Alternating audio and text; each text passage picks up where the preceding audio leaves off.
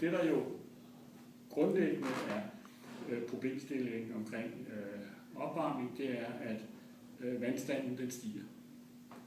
Og det giver selvfølgelig nogle problemer for de lande, der ligger lavt. Ikke fordi når havet stiger, så bliver landene oversvømmet.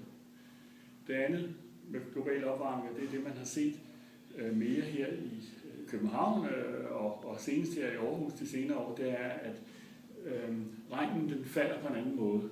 Altså i de der regnskyer, der bare vælter ned, og der kommer en masse vand på en gang. Og så bliver tingene oversvømmet. Og det vi har set i Danmark, det er, at der er en masse huse, der bliver oversvømmet, og veje, der bliver oversvømmet, og det koster nogle penge.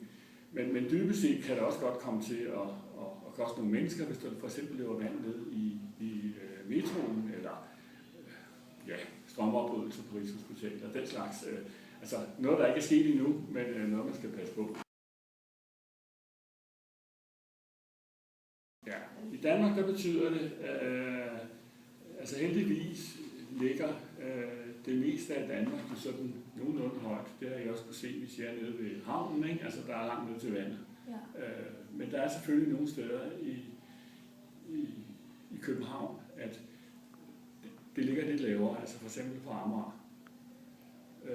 Det ligger meget lavt, og der betyder det, at hvis man er meget uheldig, at vandstanden stiger, og der er noget med vind og alt sådan noget, der gør, at der kan blive presset vand ind, så bliver man nødt til at bygge nogle diger, og det er man så småt i gang med, men man skal selvfølgelig dække ind hele vejen. Det er det eneste, man kan gøre sådan set, for at forhindre, at land bliver oversvømmet, det er at lave en beskyttelse, for man kan jo ikke stoppe vandet.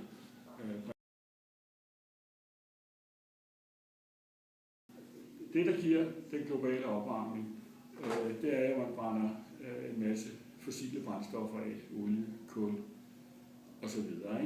Det prøver man at lade være med, og så sætter man nogle andre energityper ind, der ikke giver global opvarmning eller skader på den måde. Ikke? Og det er jo altså vindenergi og solenergi og bølgeenergi, altså alt den sådan mere naturlige vind. Det er jo så det, man arbejder med at få lavet en ændring af.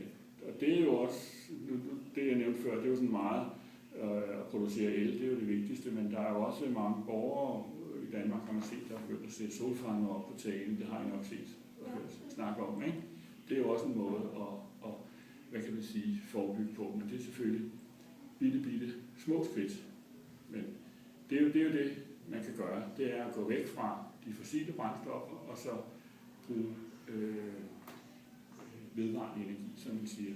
Altså solens varme, vindens energi, bølgens energi osv. Man kan sige grundlæggende, så gør man to ting i København. Det ene, det er at tage højde for, at der nogle gange kommer rigtig meget vand ned fra oven. Og det vil man så gøre ved at altså der er jo kloaksystemer, der kan tage vandet, men det er sådan, når det regner rigtig meget, så er der overhovedet ikke plads nok i kloaksystemet. Altså så kommer der måske 20 gange mere regn eller vand fra oven, end det kan håndtere.